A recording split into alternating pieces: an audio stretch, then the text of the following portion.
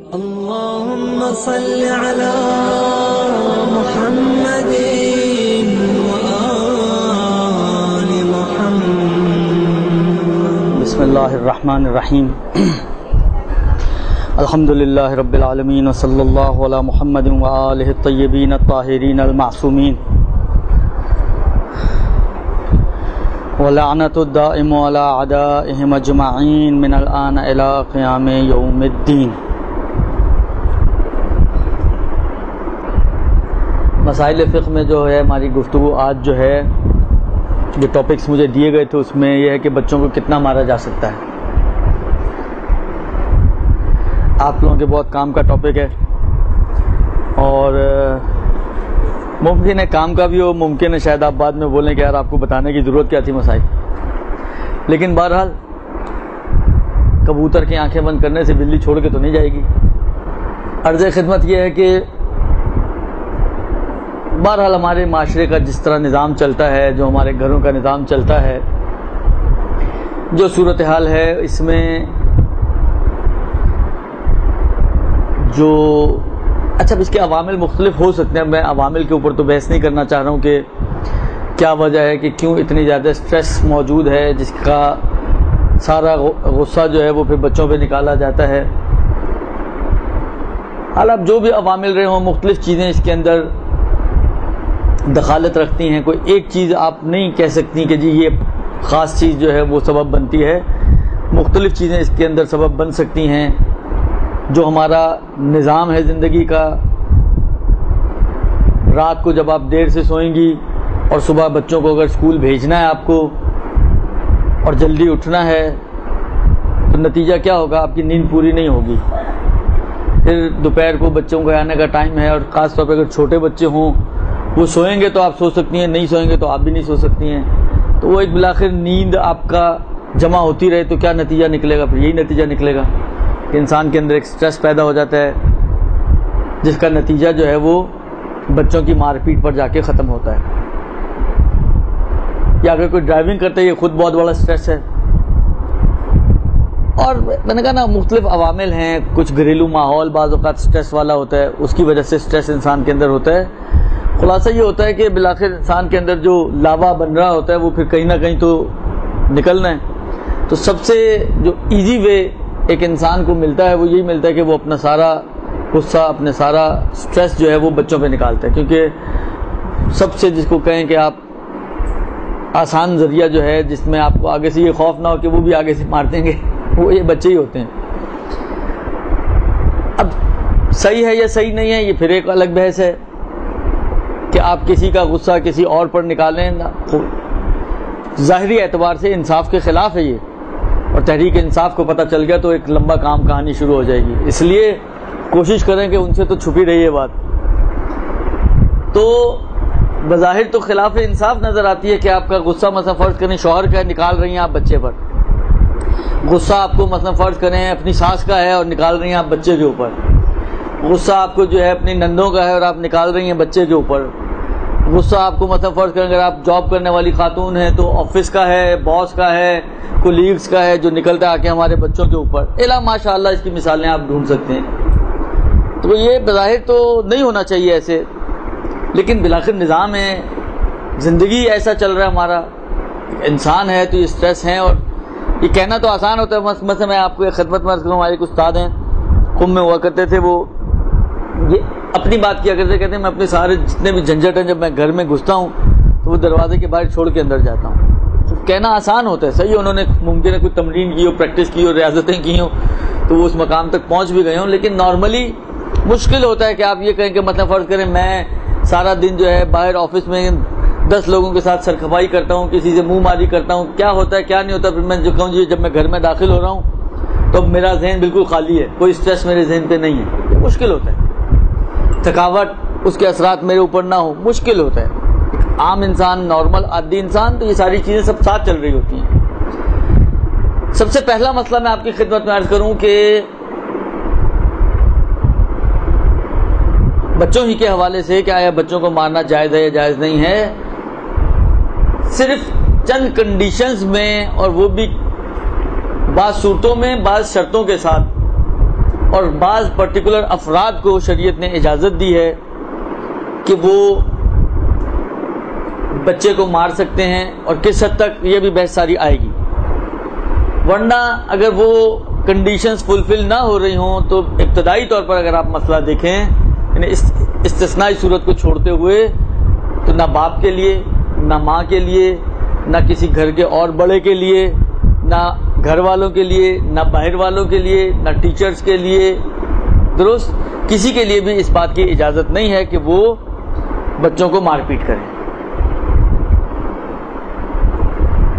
آج کا غربی نظام میں تعلیم آپ دیکھیں کتنی سختی ہے اس بات کے اوپر کہ ٹیچرز جو ہیں بچوں کو مارنے نہ پائیں، اور ان کے خلاف کیسز بن جاتے ہیں. خلاصہ پاکستانی نظام تو نہیں کہ اسکول چلتے ہی ڈنڈے کے اوپر ہوں. خلاصہ اسلامی نظام بھی یہی ہے کہ بچے کو مار پیٹ نہیں کر سکتے.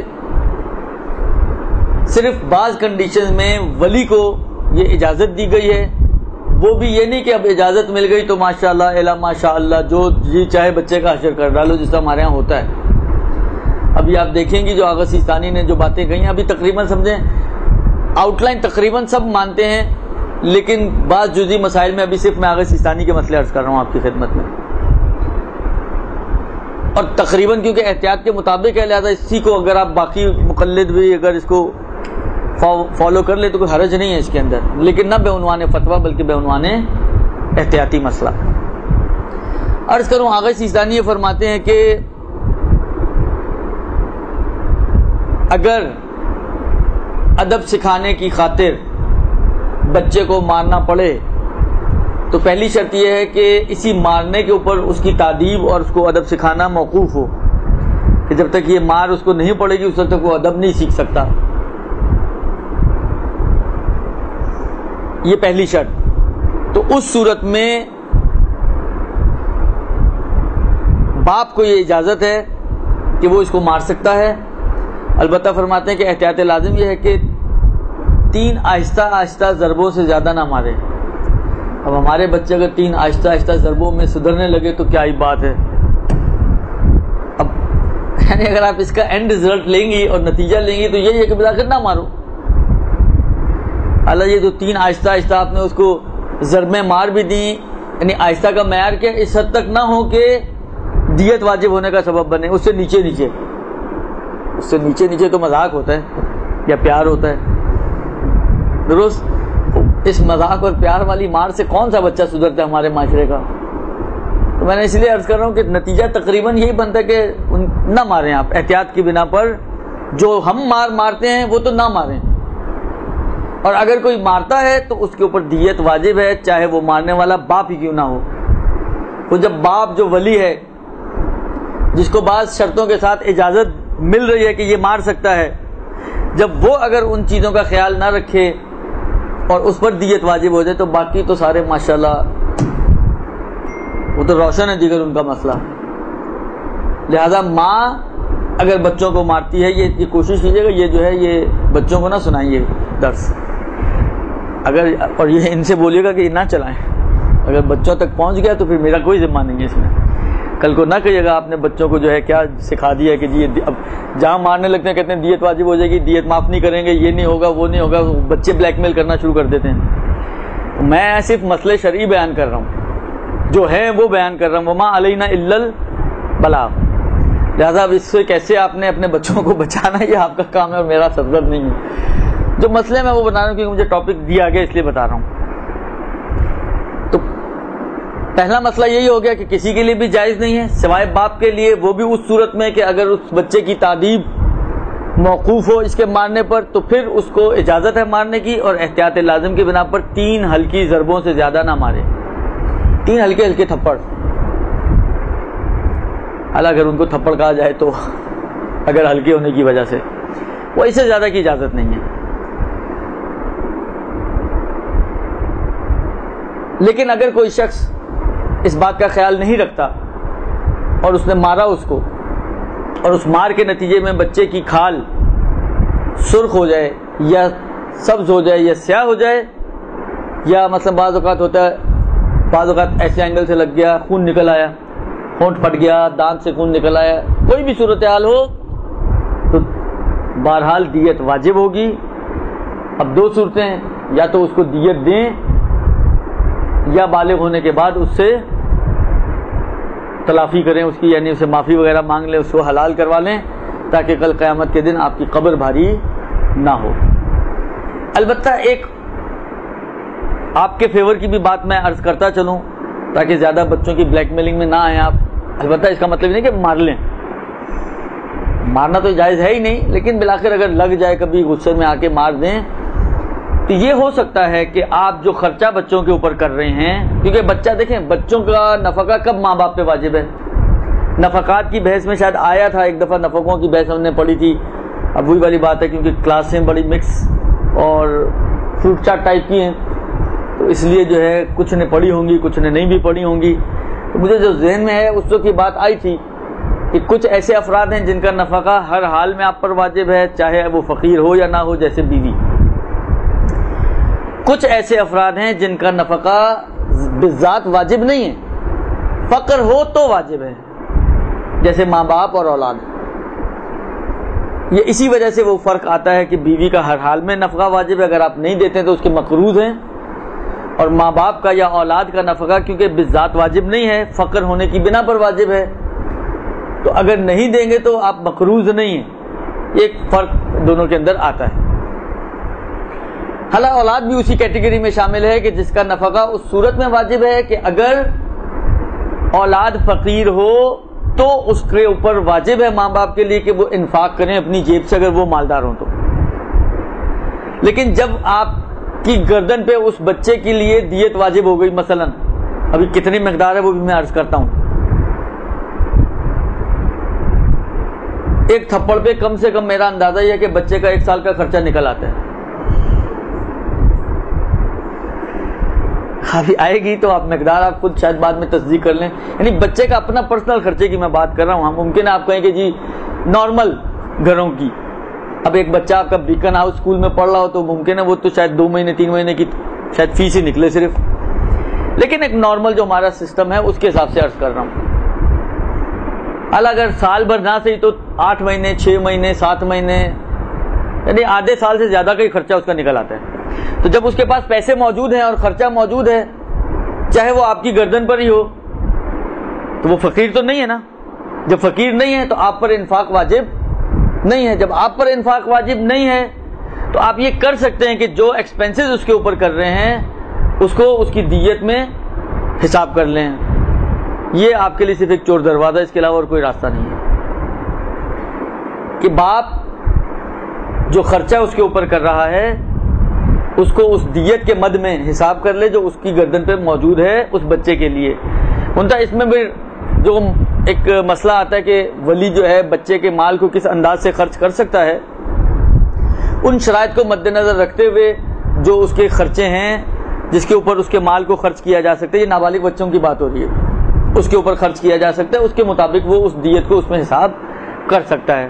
تو شاید کچھ اس کا بوجھ ہلکا ہو جائے, ورنہ تو پھر یہاں سے وہ اپنی جیب سے خرچ کرتا رہے اور دیت بھی بڑھتی رہے تو پھر تو اللہ ہی حافظ ہے اس کا. تو بس پہلا مسئلہ یہ ہو گیا کہ ماننا جائز نہیں ہے, چند کنڈیشنز میں باپ کو اجازت ہے.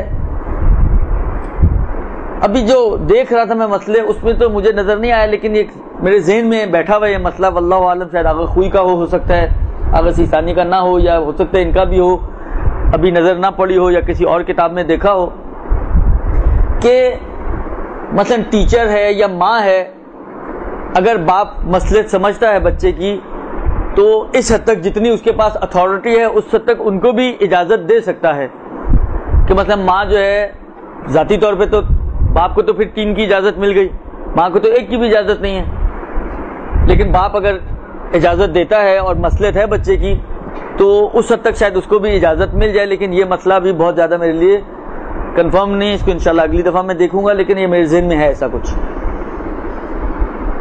بہرحال باپ کی حد تک تو ہے, اجازت ہی تو موجود ہے مسئلوں میں.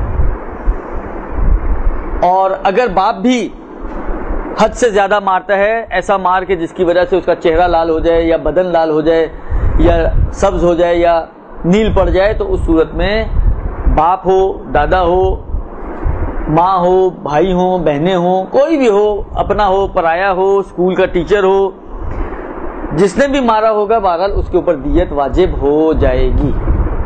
یہ پہلا مسئلہ. البتہ اگر بچہ بالغ ہے تو فرماتے ہیں کہ احتیاط واجب یہ ہے کہ اس کو حتیٰ باپ بھی مارنے سے اجتناب کرے، باپ بھی اس کو مارنے سے اجتناب کرے احتیاط کی بنا پر. یعنی حتیٰ وہ جو 3 ضربوں کی اجازت ہے نابالغ کی نسبت، ہلکی ضربیں، حتیٰ اس کی نسبت بھی احتیاط یہ ہے کہ بالغ بچے کو نہ مارا جائے. دیکھیں اگر آپ غور کریں گے نا، اسلام کی تھیم ہی نہیں ہے کہ وہ مار کے ذریعے کسی کو انسان بنائے.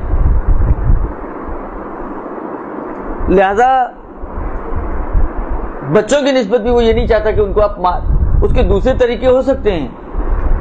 ہماری مشکلات جو تربیتی اعتبار سے ہیں، سب سے بڑی مشکلات یہ ہیں کہ ہم جو طریقے ہو سکتے ہیں ان کو اپنانا نہیں چاہتے، اور جن کو ہم اپناتے ہیں وہ شرعاً ان کی کوئی گنجائشیں نہیں نکل پاتی ہیں.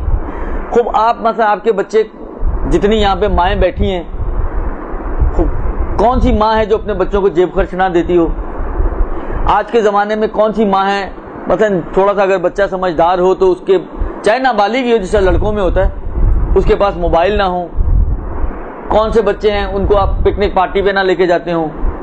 کون سے بچے ہوں ان کو مثلا فرض کریں کمپیوٹر چاہیے، کسی بچے کو بائک چاہیے، کسی بچے کو سائیکل چاہیے، کسی بچے کو کیا چاہیے، ان کی جو فرمائشیں ہوتی ہیں خوب ان کو آپ یوز کر سکتی ہیں ان کے تربیت کے لیے، لیکن ان میں ہم کہیں لچک دکھانے کے لیے تیار نہیں ہوتے. نارملی جو سلسلہ چل رہا ہے وہ چل رہا ہوتا ہے، اور جو شریعت منع کرتی ہے ہم کہتے ہیں کہ اسی کے ذریعے بچوں کو سدھایا جائے. کتنی مرتبہ بچے آپ کے پاس آتے ہیں جی مجھے یہ چاہیے، پکنک پہ جا رہا ہے اسکول، جی صحیح، ان کو بولو 1 ہفتہ 2 ہفتے جو بھی بالآخر جیسا خرچہ اس کے حساب سے آپ اس کو بولے کہ جی مثلا فرض کرو یہ چیزیں جو آپ میں امپراپر ہیں ان کو پراپر کر کے دکھاؤ مجھے، صحیح میں آپ کا خرچہ دے دوں گی جانے کا.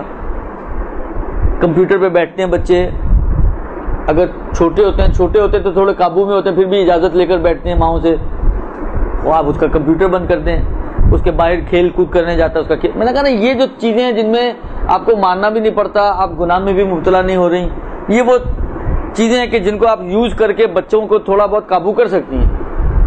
لیکن نارملی ہمارے گھروں میں ان چیزوں کے اوپر ریسٹرکشنز نہیں ہوتی ہیں. بچہ جیسا بھی ہو بالآخر جیب خرچ جو مل رہا ہے اس کو وہ مل رہا ہے، چاہے آپ 4 لگا دیں گی لیکن جیب خرچ نہیں روکیں گی اس کا. اور اس کے جو اوپر کے خرچے ہیں ان میں ہم پلس مائنس نہیں کرتے ہیں، یا اور ان کی جو اوپر کی اجازتیں جو ہمارے اوپر موقوف ہوتی ہیں اس کے اوپر ہم پلس مائنس نہیں کرتے ہیں، لیکن مارنے کو ترجیح دیتے ہیں. جبکہ مارنے کو اسلام نے کبھی بھی ترجیح نہیں دیا. اسلام نے خود جو اسلام کا اپنا جو روش ہے تربیت کی، اگر آپ قرآن سب سے بہترین کتاب ہے آپ کے لیے تربیتی کتاب، آپ دیکھیں قرآن نے صرف ڈرا دھمکا کر اور بشارتوں کے ذریعے لوگوں کو انسان بنانے کی کوشش کی ہے.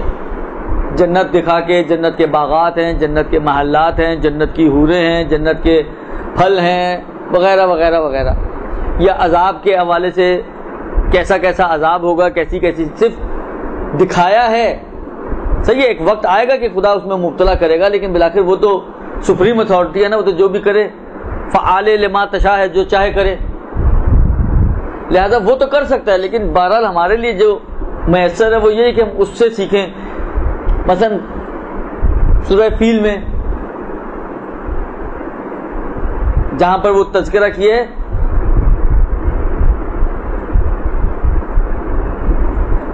پروردگار عالم ان کو خدا کو یاد کرا رہے کہ خدا کیسا خدا ہے کہ جو تمہیں خوف اور بھوک سے نجات دیتا ہے. اطعمہم من جوع وآمنہم من خوف، یعنی اس کو اپنی اچھائیاں یاد کرا کے کہ دیکھو یہ تمہارے لیے میں یہ سب کچھ کر رہا ہوں، تو تم کیا میرے لیے آگے سے ایفرٹ کرنے کے لیے تیار ہو. اپنے ایفرٹس کو، اپنی قربانیوں کو ان کو سمجھائیں، سکھائیں، ان کے ذہنوں میں ڈالیں یہ چیزیں کہ یہ بالآخر اس کے اگینسٹ ہمیں بھی کچھ ان کے لیے کرنا ہے. تو یہ وہ چیزیں ہیں جو اسلام نے اور قرآنی روش ہے اور خدائی روش ہے کہ آپ سامنے والے کی تربیت کریں. مار پیٹ اور ڈنڈے برسانا یہ خدائی روش نہیں ہے. لہذا یہ ایک مسئلہ ہو گیا. اب ایک مسئلہ یہاں پر آتا ہے کہ استفتاء ہے آغا سیستانی کی سائٹ پر موجود ہے. پوچھا گیا کہ جی اگر بچوں کے جو ہے وہ البتہ یہ میں نے سوال الگ سے پوچھا تھا, انہوں نے کہا تھا بالغ بچوں میں یہ نہیں ہو سکتا, نابالغوں میں پھر بھی ہو سکتا ہے. وہ یہ کہ جی ان کے مثلا فرض کریں بیگ کو آپ چیک کرتی ہیں یا بعض اوقات موبائل چیک کرتی ہیں, ان کی فیس بک اکاؤنٹ آپ کو فرض کریں ان کا پاسورڈ پتہ چل گیا تو آپ ان کی فیس بک پہ چلی گئیں, آپ ان کی ای میل میں چلی گئیں. آئی یہ جائز ہے ہمارے لیے؟ انہوں نے یہی بیان فرمایا کہ اگر حرام سے بچانا ان کا موقوف ہو ان چیزوں کے اوپر تو نابالغ بچوں کی حد تک تو یہ چیزیں جائز ہیں. البتہ بالغ بچوں میں انہوں نے منع کیا ہے اور بالآخر انہوں نے یہی کہا کہ اس کی یعنی نظارت ہونی چاہیے آپ کی, ان کی چیزوں میں نہ گھسیں, لیکن ایک چیک آپ کا ہونا چاہیے اوپر سے کہ بالآخر یہ کس کے پاس آ رہا ہے جا رہا ہے کیا ہے. یعنی بالآخر بہت ساری چیزیں ایسی ہوتی ہیں کہ اگر انسان ظاہری اعتبار سے بھی تھوڑا سا چیک اس کا ٹائٹ ہو تو وہ اندازہ اس کو ہو جاتا ہے کہ یہ بچہ کس روش پر آگے بڑھ رہا ہے. اب مسئلہ یہ ہے کہ دیت کیا ہے. اچھا وہاں پہ ٹیچرز کے حوالے سے بھی سوالات پوچھے گئے ہیں کہ میں بعض سوالات ہیں جی میں ٹیچر تھی مجھے پتہ نہیں تھا 2 سال تو میں بڑی مار پٹائی والے سلسلے پر عمل کرتی رہی, اس کے بعد میں نے آپ کا فتویٰ دیکھا یہ وہ, تو دیت بہرحال اس وقت بھی واجب انہوں نے قرار دی ہے, چاہے آپ نے جانتے بوجھتے مارا ہو یا مثلا لگ گیا ہو یا یہ کہ آپ کو مسئلہ پتہ تھا اور آپ نے مارا اور نہیں پتہ تھا اور مارا. یہ تمام وہ صورتیں ہیں کہ جس میں دیت بہرحال واجب ہو جاتی ہے. اچھا اگر آپ ان کے استفتاءات دیکھیں گی تو مختلف تعبیرات آئی ہیں دیت کے اور مقداریں جو بیان ہوئی ہیں. کہیں پر انہوں نے کہا جی 4.5 مسقال سونا, کہیں پر انہوں نے کہا 6 دینار سونا, کہیں پر ان کی تعبیرات چاندی کے اندر ہیں. تو یہ سارے سب کا جو سمجھیں پیمانے ہیں وہ الگ الگ ہیں. سونے کے اندر انہوں نے دو اعتبار یعنی 2 تعبیرات ہیں ان کی. کہیں پر انہوں نے مسقال کے ذریعے بات کی ہے, مثلا 4.5 مسقال, مثلا اگر چہرہ لال ہو جائے, آپ نے تھپڑ مارا چہرہ لال ہو گیا, 4.5 مسقال سونا, درست. اور کہیں پر ان کی تعبیر جو ہے وہ یہ ہے کہ اگر آپ نے کسی کو مارا اور اس کا چہرہ جو ہے وہ لال ہو گیا, 4.5 سیاہ ہونے کی صورت میں, لال ہونے کی صورت میں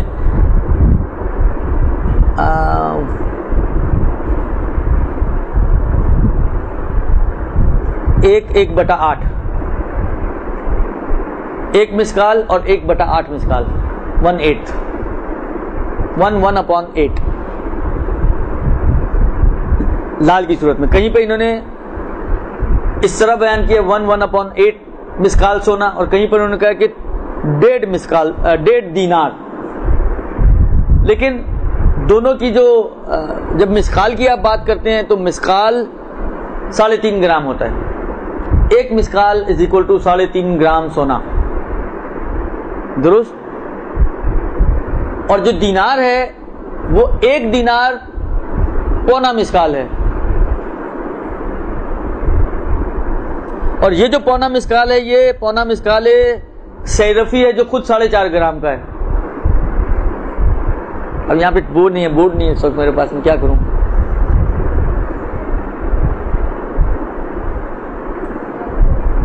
جی اگر بورڈ کا انتظام ہو جائے تو اچھا. یہ حساب کتاب میں جو ہے یہ ماشاءاللہ خواتین ہیں, ان کا حساب کتاب تو آپ کو پتہ ہے, صرف پیسوں کا حساب ان کو پتہ ہوتا ہے, شوہر سے جو لینے ہوتے ہیں.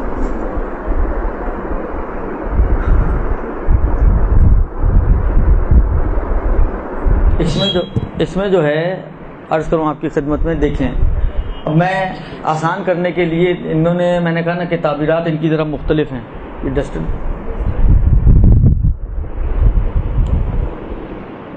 تعبیرات ان کی 2 جگہ پر ہیں, الگ الگ تعبیرات ہیں.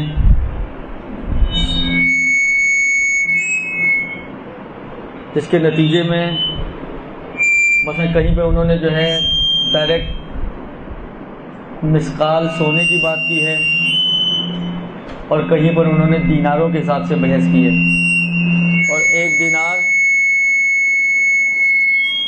سونا ہے مسقال. اور یہ جو مسقال کی بات آتی ہے 4.6 کے قریب ہے, یہ گرامز. درست. اور اس کو جب آپ پونا مسکال اس کا بنائیں گے تو یہ بھی یعنی دونوں تعبیرات کا نتیجہ بنتا ہے 3.5 گرام سونا. درست. اب اگر آپ تعبیرات میں ایک تعبیر کے حساب سے آپ کو بتاتا ہوں. فرض کریں کہ سرخ، سبز اور سیاہ،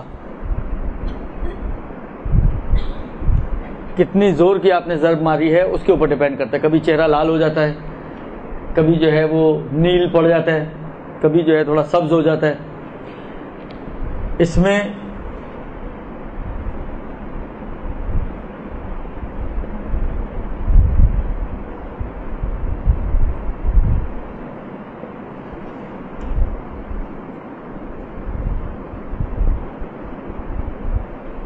کیلکولیٹر ہے میں سے کسی کے پاس؟ موبائل میں ہوگا آپ لوگوں کو. کریں کیلکولیٹر کتنا بنتا ہے. یہ تقریباً 5 سوا 5 کے لگ بھگ بنے گا یہ والا. تو یہ آپ کے آ جائیں گے گرامز، جو بھی آئے گا نا اتنے گرام سونا. درست. 3.5 ضرب در 1.5 جی 5.25. نیچے والا 10.5 21. خوب. یہ دیت ہے آپ کی. یہ چہرے میں ہے اور بدن میں نصف ہے، آدھی ان کی. یہ جو دیت ہے یہ بدن کی ہے یا چہرے کی ہے. اگر کسی کے چہرے پہ آپ نے مارا، اس کا چہرہ لال ہو گیا 5.25 گرامز، سبز پڑ گیا 10.5 گرامز اور سیاہ ہو گیا تو 21 گرامز. درست. اور اگر یہی کنڈیشنز بدن میں ہوں تو اس کا آدھا، ان کا آدھا. درست. اب اس کو آپ آج کا جو مارکیٹ ریٹ نیٹ کے مطابق ہے نا 3843 3,843 روپے 30 پیسے. یہ 1 گرام سونے کا. یہ بھی 22 کیرٹ کا، جو 24 کیرٹ کا وہ اس سے زیادہ ہے. اب اس کو آپ ملٹی پلائی کریں اس سے،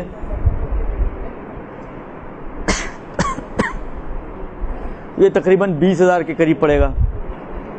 20,180، 40,355 اور 80,710. روز جی ایک تھپڑ آپ اپنے تھپڑ کی قیمت پہچانیے. ایک تھپڑ آپ کا 20,000 روپے کا ہے. کتنا قیمتی تھپڑ ہے، کیوں ضائع کرتی ہیں فضول میں. یہ ہے آپ کا. اچھا یہ یعنی یہ بنے گا 20,000 180، یہ بنے گا 40 335 355 اور یہ بنے گا 80 710 ان پاک روپیز. درست. خوب. اور بدن میں پھر یہ خود آٹومیٹکلی سب آدھا ہو جائے گا. 20,000 10,000 ہو جائے گا، 40,000 20,000 ہو جائے گا، 80,000 40,000 ہو جائے گا. درست. اب یہاں پہ بچیاں بھی موجود ہیں، وہ یہ حساب کتاب کر رہی ہیں کہ کیا ملنے والے ہمیں. اور یہ ابھی جو بیان کیا اس کی حد تک ہے، وہ چوٹ والا بھی آ رہا ہے ابھی. درست. یہ اس حد تک ہے جو آپ کی خدمت میں عرض کیا کہ اگر لال ہو جائے تو یہ ہے، سبز ہو جائے تو یہ ہے اور سیاہ ہو جائے تو یہ ہے. اچھا آغا سیستانی نے ایک بات کہی ہے، وہ یہ فرماتے ہیں کہ یہ جو سونے کی جو بات ہے، ممکن ہے یہ جہاں پر جان کی دیت کا مسئلہ ہو اس کو سونے سے کیلکولیٹ کیا جائے، وہ اس کو چاندی سے بھی کیلکولیٹ کیا جا سکتا ہے. جان کی دیت کا مسئلہ اور ابھی آئے گا وہ. یہ تو ہو گیا یہاں تک کی بات. درست. اب ایک آدھ سوال پوچھا گیا آغا سیستانی سے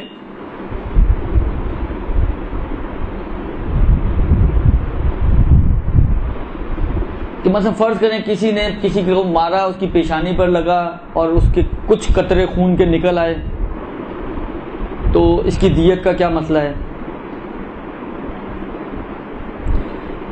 آگے کی تعبیرات سے ایسا محسوس ہوتا ہے کہ خون نکلنے کی صورت میں اگر چہرے پر ہے تو آگا یعنی یوں سمجھے ایک قسم کا خون کم ہو زیادہ ہو، اس قسم کی کوئی تفصیل انہوں نے نہیں دی ہے.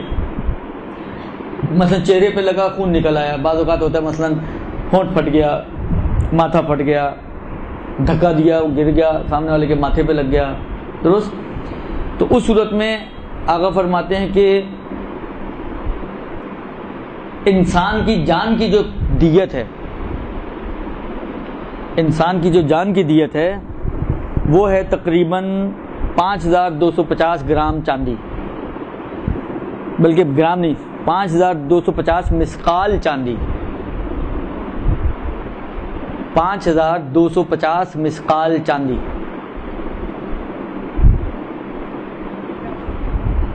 $5250 مسقال چاندی، یہ ہے کیا کہتے ہیں نفس کی دیت. اگر کسی کی جان چلی جائے آپ کے ہاتھ سے تو اس کی دیت یہ ہے، قتل کی دیت سمجھے یہ ہے، درست؟ آقا کہتے ہیں کہ جو جان کی دیت ہے اس کا 2/100، یعنی اگر اس کو 100 پہ آپ تقسیم کریں تو ہو جائے گا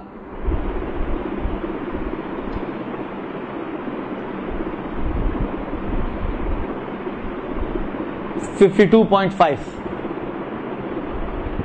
اور 2 حصے بنائیں تو ہو جائے گا 104، 2 حصے بنائیں تو ہو جائے گا 104، بلکہ 0.5 بھی ہے تو 105. یعنی خون اگر کسی کا نکل آیا چہرے سے تو 105 مسقال چاندی اس کی دیت ہے. اور چاندی کا جو ایک مسقال ہے وہ ہے سمجھیں 2.43 گرامز. چاندی کا ایک مسقال 2.43 گرامز، اور 105 سے اس کو ضرب دے دیں تو یہ بن جائے گا تقریباً، جی چاندی کا جو ایک مسقال ہے وہ 2.43 گرام، جب 2.44 گرام کرتے ہیں آپ، 36 ہے تو اس کو راؤنڈ کر کے 2.44 گرامز. چاندی میں جب مسقال کی بات آتی ہے تو اس کا ویٹ ایک مسقال چاندی یعنی 2.44 گرامز. مسقال بتا تو رہا ہوں، ایک مسقال یعنی 2.44 گرامز، ایک مسقال 2.44 گرامز چاندی کے برابر ہے. چاندی کے اندر مسقال کا جو پیمانہ ہے وہ یہ ہے. سونے میں عرض کیا کچھ اور ہے لیکن چاندی میں یہ ہے، درست؟ اب جب 105 کو آپ 2.44 سے آپ ملٹیپلائی کریں گے تو یہ ہو جائے گا تقریباً 255.8، یعنی اتنی چاندی آپ کی دیت ہو جائے گی اگر آپ نے کسی کا خون نکالا ہے. اور چاندی کا جو ریٹ ہے وہ 65 روپیز 14 پیسہ. اس کو ملٹیپلائی کرتے ہیں 65.14 سے تو یہ ہو جائے گا 16,661-62 روپے ایک خون نکالنے کی دیت. 16,661 یا 62 روپے سمجھ لیں آپ، راؤنڈ کر لیں تو 16,662 روپے. یہ آج کے ریٹ کے حساب سے بتا رہا ہوں، یہ فلکچویشن ہو سکتی ہے. یہ آج 10 سال بعد آپ کے خیال آئے تو 10 سال بعد یہ والے ریٹ اپلیکیبل نہیں ہوں گے. یہ آج کے ریٹ کے حساب سے بات بتا رہا ہوں میں. بس خون اگر نکل جائے کسی کے چہرے سے تو اس کی دیت یہ ہے، یعنی تقریباً 16,500 روپے. اور اگر بدن سے نکل جائے، مثلا کسی کو خراش لگ گئی، کوئی آپ کا ناخن کسی کو آپ نے مار دیا درست بدن پہ، شوہروں کو اکثر لگتے ہوں گے، تو اس کی جو دیت ہے وہ آدھی. یہ اگر 16,500 ہے تو سمجھیں 8,500 روپے، درست؟ سمجھ میں آئی بات؟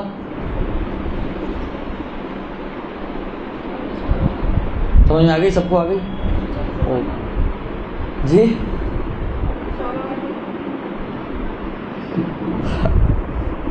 یہ تو ہو گیا جناب علی مارنے کی صورت میں اور خون نکالنے کی صورت میں.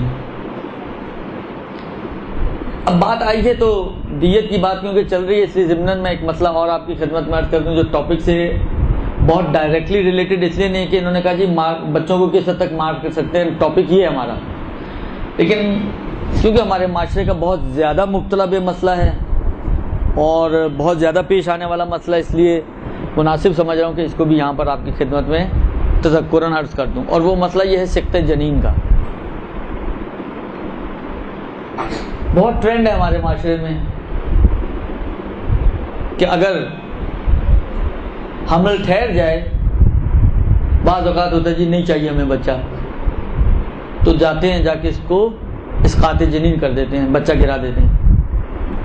اول تو یہ خود قتل کا گناہ رکھتا ہے بچے کو گرانا، اس کے بعد کہ وہ بچہ ٹھہر چکا ہو، حمل ٹھہر چکا ہو، اس کو گرانا یہ خود قتل ہے. اور اس کی دیت اسی اعتبار سے مختلف جو سٹیجز ہوتی ہیں ان سٹیجز کے اعتبار سے اس کی دیت ہے. فرماتے ہیں کہ اگر اب جو مجھے اب یاد پڑ رہا ہے بعض روایتوں میں شاید ہے کہ شاید یہ جو سٹیجز ہیں یہ 40 دن کی سٹیجز ہیں، مجھے لگ رہا ہے ایسا کچھ بعض روایتوں میں ہے کہ مثلا 40 دن تک نطفہ ہے، 40 دن کے بعد وہ نطفہ جو ہے وہ تبدیل ہو جاتا ہے وہ جمے ہوئے خون میں، پھر وہ لوتھڑا بنتا ہے، پھر وہ گوشت کا ٹکڑا بنتا ہے. یہ ایک پروسیس ہے 40 دن کا. اب میڈیکل سائنس کیا بولتی ہے مجھے نہیں معلوم، اس سے میرا تعلق نہیں ہے اس فیلڈ سے. تو جو بیان کیا انہوں نے وہ انہی سٹیجز کے اعتبار سے بیان کیا کہ اگر نطفہ تھا، ابھی سٹیج اس کی نطفے کی سٹیج تھی اور جمع ہوا خون نہیں بنا تھا، تو اس صورت میں اس کی دیت 105 مسکال چاندی ہے، جو وہی جو ابھی ہم نے کیلکولیٹ کیا جو خون نکالنے کا چہرے سے وہ اتنی ہی بنتی ہے کہ 16,600 سمجھیں 62 روپے آج کے ریٹ کے حساب سے. اور اگر یہ علقہ تھا اور جمع ہوا خون ہو چکا تھا تو 210 مسکال چاندی ہے اس کی دیت، اور 210 مسکال چاندی بن جائے گی آپ کی 33,323 روپے اس کی دیت. اور اگر یہ گوشت کا لوتھڑا بن چکا تھا تو اس صورت میں اس کی دیت 315 مسکال ہے چاندی، اور 315 مسکال چاندی آج کے ریٹ کے حساب سے سمجھیں 50,000 روپے بنتے ہیں. اور اگر اس کے اندر ہڈیاں آ چکی تھیں تو اس صورت میں 420 مسکال چاندی اس کی دیت ہے کہ جو آج کے ریٹ کے حساب سے تقریباً 66,650 روپے کے قریب بنتی ہے. اور اگر ہڈیوں کے بعد اس کے اندر پورے اعضاء بن چکے تھے لیکن ابھی روح نہیں پڑی تھی، اعضاء بن چکے تھے، تو اس صورت میں اس کی دیت جو ہے وہ 525 مسکال ہے چاندی، جو آج کے ریٹ کے حساب سے تقریباً 83,308 روپے بنتی ہے. اور اگر روح پڑ چکی تھی اور یہ لڑکا تھا تو اس کی دیت وہی پورے انسان کی دیت ہے، یعنی 5,250 مسکال چاندی. یعنی یہ ابھی آخری آپ نے جو پڑھا 83,000 ایک زیرو بڑھا دیں اس میں تو یہ ہو جائے گا 8,33,308 روپے. اگر 4 مہینے سے زیادہ کا بچہ ہو چکا ہے جس میں روح پڑ چکی ہو تو روح پڑنے کے بعد اگر اس بچے کو سخت کیا جائے تو تقریباً 8,33,000 روپے اس کی دیت ہے جو پورے انسان کی ہے. اگر یہ مرد تھا تو لڑکا تھا تو، اور اگر لڑکی تھی تو آدھی دیت ہے.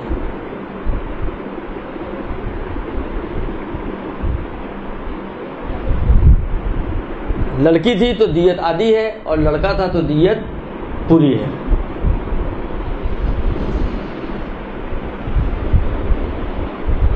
گناہ بھی ہے، لہذا استغفار بھی کرنی پڑے گی اور دیت بھی دینی پڑے گی۔ اچھا، اب یہاں پر ایک سوال ہے، سقط جنین کی صورت میں دیت کون دے گا اور کس کو دے گا؟ یہ ایک سوال ہے۔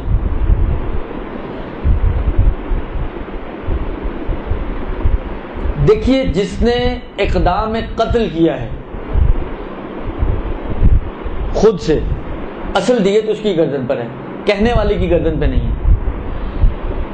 فرض کریں کہ ڈاکٹر نے اقدام قتل کیا ہے، چاہے ماں کے یا باپ کے کہنے پر کیا ہو، لیکن دیت ڈاکٹر کی گردن پہ آئے گی۔ اگر ماں نے کوئی ایسے کام انجام دیا، کوئی ایسی دوائی کھائی ہے، کوئی خود سے کھائی ہے، اپنے ہاتھوں سے لیا ہے اور ایسا کام کیا ہے کہ جس سے یہ بچہ سخت ہو جائے، تو ماں کے اوپر دیت ہے، ڈاکٹر پہ دیت ہے تو ماں باپ کو دیں گے، ماں پر دیت ہے تو ماں کو اس دیت میں سے کچھ نہیں ملے گا، باپ کو ملے گی وہ دیت۔ اور اگر باپ نے کوئی ایسا حرکت کی ہے، مطلب فرض کریں باپ نے، ماں حاملہ تھی، دھکا دیا بیوی کو اور اس دھکے کے نتیجے میں سقط جنین ہو گیا، تو دیت باپ کی گردن پر آئے گی جو اسے ماں کو دینی ہوگی۔ البتہ جنہوں نے دیت لینی ہے وہ اس شخص کو کہ جس کو دیت دینی ہے معاف کرنے کا حق رکھتے ہیں۔ لہذا فرض کریں ڈاکٹر سے پہلے جا کے کروائیں اور پھر اس کے اوپر کیس کر دیں جی دیت بھی دو، تو ایک نامعقول سی بات ہے۔ خیر پاکستان میں سارے نامعقول کام ہوتے ہیں، ہونے کو تو یہ بھی ہو سکتا ہے، لیکن بالآخر معقول چیز نہیں ہے۔ تو اب اگر ڈاکٹر کو بری ذمہ کرنا چاہیں تو یہ ماں باپ ڈاکٹر کو معاف کر سکتے ہیں کہ جو دیت آپ کی گردن میں، ہم نے آپ کو معاف کی۔ اسی طریقے سے ماں نے قتل کیا ہے، دیت باپ کو دینی ہے تو باپ معاف کر سکتا ہے، باپ سے قتل ہوا ہے، دیت ماں کو ملنی ہے تو ماں معاف کر سکتی ہے۔ خلاصہ جس کو دیت ملنی ہے وہ سامنے والے کو معاف کرنے کا حق رکھتا ہے اور چاہے تو معاف کر سکتا ہے۔ اچھا، یہ مسئلہ ڈاکٹر کے لیے ایک جگہ پر تھوڑی اہمیت آ جاتی ہے۔ فرض کریں ڈاکٹر کو مسئلہ ہی نہیں پتا تھا، کتنے سارے اس نے ایسے کیس کیے ہیں۔ اگر تو ماں باپ معلوم ہو تو مسئلہ آسان ہے، وہ ان سے معافی تلافی کروا سکتی ہے، لیکن فرض کریں نہیں معلوم کس کس کے کیس کیے ہیں، تو اب اس ڈاکٹر کا ہی قبر بنے گی، اس لیے کہ ان سب کی دیت اس کو دینی پڑے گی، اور کیونکہ مجہول المال ہے لہذا اس کو صدقہ کرنا پڑے گا اس مالک کی طرف سے۔ یعنی یہاں پر کوئی معافی تلافی کا آپشن نہیں بنتا، یہاں پر صرف ایک ہی آپشن ہے اور وہ یہ ہے کہ اس کو دیت دینی پڑے گی۔ کیلکولیٹ کریں، اگر کوئی ڈاکٹر بعد میں توبہ کرنا چاہے تو اس کے لیے توبہ بہت سخت ہے بہرحال، لیکن اگر کرنا چاہے تو کرنا یہ پڑے گا اس کو کہ وہ حساب کتاب کرے کتنے قتل اب تک کیے ہیں۔ اگر کوئی ایسا کیس ہے جس میں اس کو معلوم ہے کہ کس کا کیا ہے، اس سے معافی تلافی کر لے تو بچت۔ لیکن اب فرض کریں کوئی ان نون کیسز کیے ہیں جس کے بارے میں معلوم ہے کہ کیا ہے لیکن کس کا کیا نہیں معلوم، کہاں ہوگی وہ ماں باپ، کہاں ہیں کچھ نہیں پتا، تو اتنی دیت اس کو دینی پڑے گی اور ان کو والدین کی طرف سے اس بچے کے جس کو قتل اس نے کیا ہے اس کی طرف سے اس کو صدقہ کرنا پڑے گا، مجہول المال بن جائے گا اور صدقہ کرنا پڑے گا۔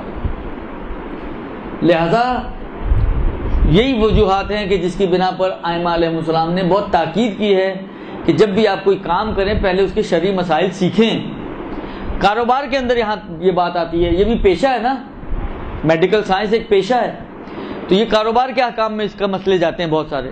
باقاعدہ آپ اگر توضیح المسائل آپ کے پاس گھر میں موجود ہو تو گھر جا کے آپ دیکھیے گا، جب کاروبار کے احکام شروع ہوتے ہیں وہاں پر ایک دو روایتیں انہوں نے نقل کی ہیں کہ جو شخص بغیر مسائل کو سیکھے کاروبار میں قدم رکھتا ہے تو وہ ناآگاہ طور پر ہلاکت میں اپنے آپ کو ڈالتا ہے اور بعض اوقات حرام چیزوں میں اپنے آپ کو مبتلا کرتا ہے۔ اس کی ایک بہت ہی روشن مثال یہ ڈاکٹر حضرات ہیں۔ آج مسئلے سیکھنے کے بعد اب توبہ کرنا چاہتی ہے تو آپ سوچیں اس کے لیے کتنا مشکل، اگر اس کا کام یہی ہو۔ اس کو تو نہیں پتا تھا کہ میں قتل کر رہی ہوں، لیکن بالآخر یہ دیت دینی پڑے گی۔ تو اس اعتبار سے یہ مسائل سقط جنین کے حوالے سے آئیں گے۔ یہ تو دیت کے حوالے سے کچھ مسئلے ہیں جو میرے ذہن میں تھے، جو ملے کچھ۔ میں نے کہا نا یہ جو چہرہ لال ہونا، سبز ہونا یا آغا خوئی کا بھی یہی مسئلہ تھا, یہی مقدار آغا خوئی بھی بولتے تھے, امام خمینی بھی اسی مقدار کے قائل تھے. میں نے کہا نا کہ بہت ساری یہ ساری چیزیں ایسی ہیں کہ جس کو تقریباً مانا ہے ان لوگوں نے, لیکن میں کیونکہ دیکھ کر نہیں آیا ہوں, جو میرے ذہن میں ہے وہ تو مجھے معلوم ہے کہ آغا خوئی اور خمینی اس مسئلے میں اتنا ہی کہتے تھے. اور دیت انسان جو ہے وہ بھی کم و بیش اتنی ہی ہے, لہذا اس اعتبار سے بھی یہ جو مقدار آئی ہے انہوں نے اس سونے سے کیلکولیٹ نہیں کی, چاندی سے کیلکولیٹ کی, تو چاندی سے بھی کیلکولیٹ کی جا سکتی ہے. لہذا اس اعتبار سے ظاہراً یہ آغا خوئی وغیرہ کے اعتبار سے بھی قابل عمل ہوں گے اور اس کے اوپر عمل کیا جا سکتا ہے.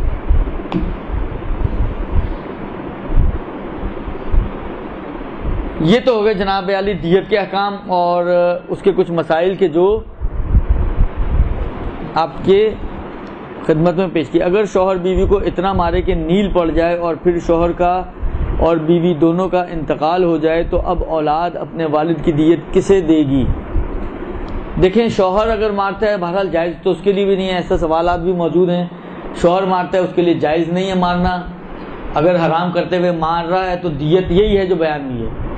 اب قانون یہ ہے کہ اگر شوہر کا انتقال پہلے ہوا ہے بیوی سے تو شوہر کا جو ترکہ ہے, جو مال وہ چھوڑ کے جا رہا ہے, اس میں سے پہلے یہ دیت وغیرہ نکالی جائے گی, پھر باقی تقسیم ہوگا. اب اگر یہ تقسیم ہو چکا ہے تو وارثوں کی جیب میں جو باپ کا زیادہ مال آیا ہے وہ اصل میں ماں کا مال تھا جو ان کی جیب میں آ گیا. اب اتفاق ایسا کہ ماں کا بھی انتقال ہو گیا تو یہ پلٹ کے اولادوں ہی کو جانا تھا. تو اگر یہ آپس میں مصالحتیں کر لیں, کیونکہ ممکن ہے کہیں پہ تھوڑی کمی بیشی ہو گئی ہو, تو اگر یہ آپس میں مصالحتیں کر لیں تو ان کی مشکل حل ہو جائے گی کہ جو بھی بالآخر ہم لوگوں نے تقسیم کیا ہے اسی کے اوپر کمی بیشی معاف کر دیں ایک دوسرے کو. اور اگر یہ معلوم نہ ہو کہ کتنی بار اتنا مارا کہ نشان پڑے یا نہیں, تو اس صورت میں دیکھیں اگر نہیں معلوم کہ نشان پڑے ہیں نہیں پڑے, بالآخر دیت تو واجب نہیں ہوگی. لیکن اگر یہ تو معلوم ہے کہ نشان پڑے ہیں, کتنی بار پڑے ہیں, تو جو یقینی مقدار ہے اتنی حد تک یہ مصالحتیں آپ کو کرنی ہوں گی. اگر جان بوجھ کر ماں باپ دونوں نے مل کر بچہ سکت کیا ہو تو دیت دونوں کے اوپر آئے گی. یہ بھی ایک سوالات میں موجود ہے. پھر دیت دونوں کے اوپر آئے گی, دی اس کے دوسرے طبقے کو دی جائے گی. کیونکہ دیکھیں فرض یہ ہے کہ ماں اور باپ دونوں قاتل ہیں اور قتل کرنے والوں کو دیت میں سے ارث نہیں ملے گی, درست. اب یہ جو ہے کیونکہ خود مرنے والا خود ابھی تو وجود میں بھی نہیں آیا تھا پوری طرح سے, تو اولادوں کا تو مسئلہ ہی نہیں ہے, بیوی کا مسئلہ ہی نہیں ہے اس کی, تو آٹومیٹکلی اس کا جو دوسرا طبقہ ہے اس کی طرف جائے گی یہ دیت. اور دوسرے طبقے میں اجداد یعنی دادا دادی نانا نانی اور بہن بھائی آتے ہیں. لہذا اگر اس پیدا ہونے سے پہلے مر جانے والے بچے کے کوئی بہن بھائی ہیں تو یہ ماں باپ ان کے بہن بھائیوں کو, اور دادا دادی اور نانا نانی ہیں تو ان کے درمیان اس دیت کو تقسیم کیا جائے گا. خوب جی, یہ کیا ہے؟ خود کو جسمانی طور پر اذیت دینا کیسا ہے؟ دیکھیں, جسمانی طور پر اپنے آپ کو اتنی اذیت دینا کہ جو ہلاکت کا سبب بنے, یا اب تعبیرات مختلف ہیں فقہا کی.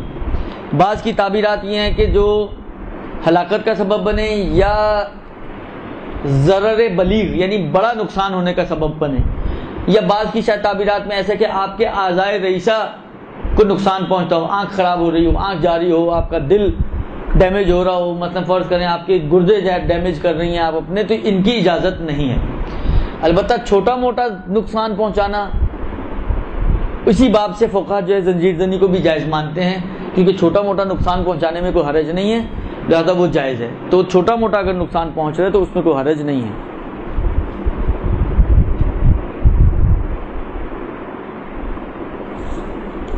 اگر جان بوجھ کر ماں باپ, یہ تو ہو گیا. اگر کسی غلطی کی وجہ سے کسی کو لگ جائے یا کسی غلطی کی وجہ سے بچہ ابورٹ ہو جائے تو بھی کیا دیت دینا واجب ہے؟ جی ہاں. کسی کو مذاق میں ہلکے سے مارنا بھی کیا حرام ہے؟ آخر دیکھیں, اگر مذاق ہو رہا ہے اور ہلکے سے مراد واقعی ہلکے سے دیت والی صورت نہیں ہے,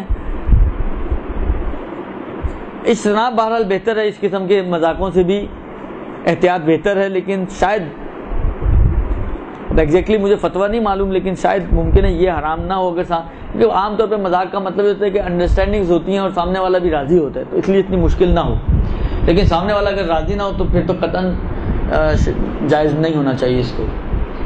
خوب، یہ تو ہو گئے آپ کے جناب علی دیت کے حوالے سے کچھ مسئلے، اور اس کی مزید تفصیلات بھی ہیں بعض اوقات، البتہ وہ تفصیلات آپ کو آغا سیستانی کے پاس نہیں ملیں گی، اس لیے کہ آغا سیستانی نے دیت کے چیپٹر کو بیان نہیں کیا اپنی کتابوں میں، بس وہ سوالات ہیں جو ہیں انہی کے ضمن جو جوابات ہیں جو میں آپ کی خدمت میں بیان کیے ہیں، ورنہ آغا خوئی کی خود باقاعدہ ایک کتاب الدیت ہے، دیت کا چیپٹر ان کی کتابوں میں موجود ہے۔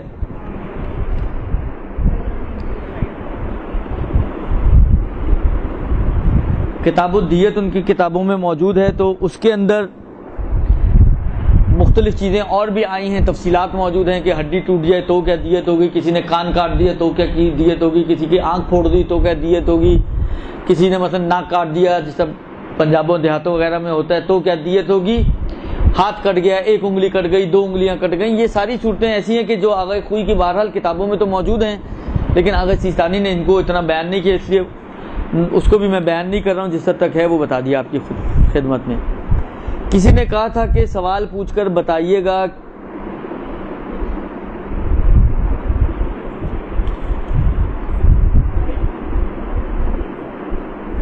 رے کے مہینے میں مچھلی کھائی جا سکتی ہے یا مثلا ستمبر اور اپریل؟ اب دیکھیں قطعاً یہ روایت تو نہیں ہونی چاہیے، اس لیے کہ اس زمانے میں ستمبر اکتوبر نہیں تھے، یا تھے بھی تو کم سے کم عرب میں رائج نہیں تھے،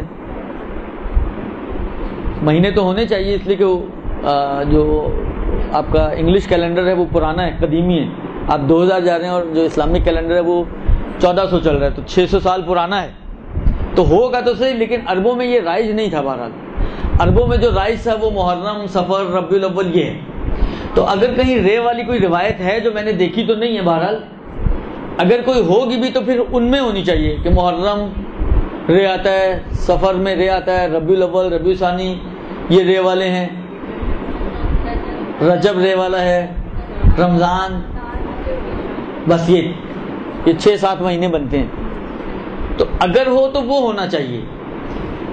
اب یہ جو آتا ہے جی ستمبر ہے، اپریل ہے، تو اس کا مطلب ہے یہ شاید اسلامک کوئی چیز نہیں ہے، یہ شاید ہماری اپنی جو معاشرتی جو چیزیں پھیلی ہوئی ہیں ان میں سے کوئی وبا ہے۔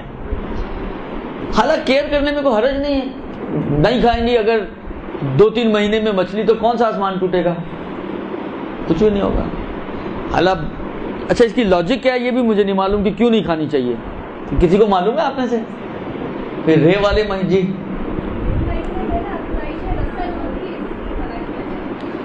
حالانکہ افزائش نسل کا ہے تو بچڑیوں کا خیال رکھنا اچھی چیز ہے، بہرحال درد دل ہونا چاہیے انسان کے لیے، بقول شاعر کے درد دل کے واسطے پیدا کیا انسان کو، تو اگر یہ درد دل ہو تو اچھی بات ہے، بہرحال حرج نہیں ہے، احتیاط کریں تو کوئی حرج نہیں۔ اگر ازراہ مذاق ایک دوست دوسرے دوست کو مارے اور دیت واجب ہو جائے تو دیت دینی پڑے گی، البتہ دوست اگر چاہے تو معاف کر سکتا ہے۔ آواز نہیں آ رہی؟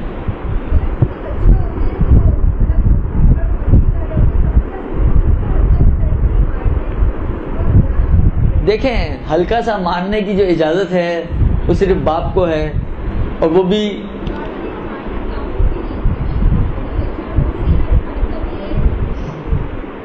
حالانکہ اس میں کوئی آغا سیستانی نے فرمایا نہیں کہ اگر نہ روئے تو اس کا مطلب ہے یہ ہلکا مارا ہے، اور روئے تو اس کا مطلب ہے یہ زور سے مارا ہے۔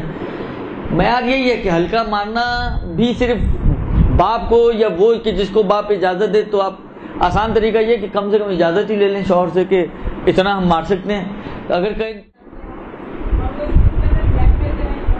کریں گے وہ تو کریں گے، مسئلہ جانیں گے تو کریں گے۔ سوال یہ ہے کہ کوئی بہت ہی خوفناک خواب دیکھ لیا جائے کہ انتہائی خوف و دہشت محسوس ہو تو کیا کرنا چاہیے؟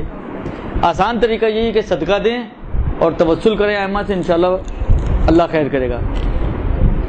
کیا قرآن کو ہر وقت بیگ میں رکھ سکتے ہیں؟ اگر جاب کرنے والی ہوں تو حرج نہیں ہے، اگر توہین نہیں ہو رہی ہے اس کی تو کوئی حرج نہیں ہے۔ کیا امام زمانہ کی جان کی حفاظت کی نیت سے نکالا ہوا صدقہ کس کو دیں؟ کسی کو بھی دے سکتے ہیں، سارا صدقہ امام کا ہی کھا رہے ہیں ہم لوگ، پرٹیکولر کر کے دے دیا تو کون سا تیر مارا، لہذا حرج نہیں ہے، کسی کو بھی دے دیں، ویسے ہی مستحب صدقہ ہوگا تو کوئی بھی کھا سکتا ہے۔ خوب جی، یہ تو ہو گیا جناب علی آپ کا ایک ٹاپک، اور 5 منٹ بچے ہیں۔ نہیں، دیت دیکھیں، ایک بات ذہن میں رکھیں کہ اگر آپ کو معلوم ہے کہ آپ نے کس کو مارا ہے اور کس کی دیت آپ کی گردن پر ہے تو رد مظالم سے کام نہیں چلے گا، آپ کو اسی سے یا تو معافی کرنی ہے یا اس کو دینا ہے۔ لیکن رد مظالم کی بات اس وقت آتی ہے کہ جب آپ کو معلوم نہ ہو کہ کس کی تھی۔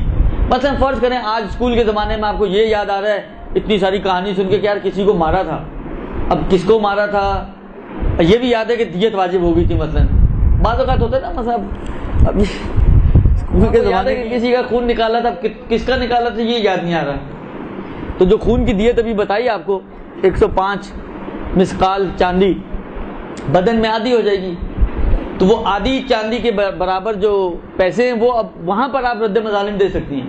لیکن اگر آپ کو یاد ہو کہ کس کے ساتھ یہ ظلم آپ نے کیا ہوا ہے تو اس کے پاس جائیں، اس کو یا دیت دیں یا اس سے معافی مانگیں اور حلالیت طلب کریں، تاکہ کسی ایک صورت سے آپ کی جان جو ہے وہ اس دیت کے مسئلے سے آزاد ہو جائے۔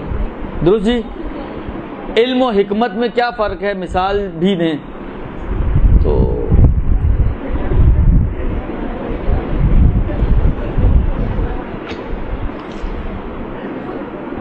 علم یعنی جاننا،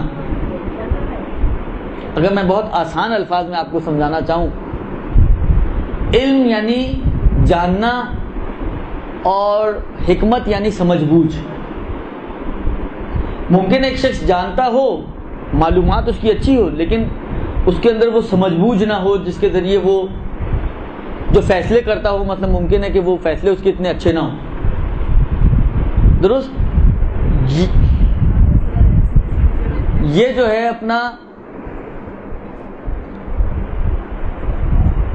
جو سب سے آسان طریقے سے میں سمجھا سکتا ہوں وہ یہی ہے، علم یعنی جاننا اور معلومات ہونا، اور حکمت یعنی سمجھ بوجھ، فراست، کہ جس کے نتیجے میں اس کے جو فیصلے ہوں وہ بہت، جس کو کہیں یا ایکوریٹ ہوں یا بہت زیادہ قریب بے واقع نکلتے ہوں اس کے فیصلے۔